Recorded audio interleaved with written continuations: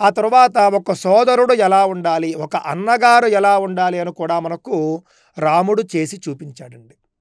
లక్ష్మణుణ్ణి ఆయన కాచుకున్నటువంటి విధానం, లక్ష్మణుడు భరతుడిపై ఆయన చూపించినటువంటి ప్రేమ, భరతుణ్ణి అపార్థం చేసుకునేటటువంటి అవకాశం ఉన్నప్పటికీ కూడా భరతుడిపై ఉంచినటువంటి విశ్వాసం, భరతుడిపై ఉండేటటువంటి ప్రేమ ఎంత అద్భుతంగా ఉంటుందంటే 14 ఏళ్ల తరువాత ఆంజనేయ స్వామిని భరతుడి వద్దకు పంపిస్తాడు మళ్ళీ అయోధ్యకు వచ్చేటటువంటి సందర్భంలో. ఎందుకు పంపిస్తాడు అనంటే కనుక 14 ఏళ్లగా భరతుడే రాజ్యాన్ని పరిపాలిస్తున్నాడు కదా, కావున ఒకవేళ నేను ఇప్పుడు వచ్చేస్తే రాజ్యాధికారాన్ని వదులుకోవడానికి భరతుడు సిద్ధంగా ఉన్నాడో లేదో, ఒకవేళ భరతుడికి కనుక ఆ రాజ్యం తానే పాలించాలనే అభిప్రాయం ఏ కోశాన ఉన్నా కూడా నేను అయోధ్యకు రాను, నేను అరణ్యంలోనే ఉండిపోతాను, భరతుణ్ణే పరిపాలించని అని చెప్పేసి చెబుతాడండి ఆయన.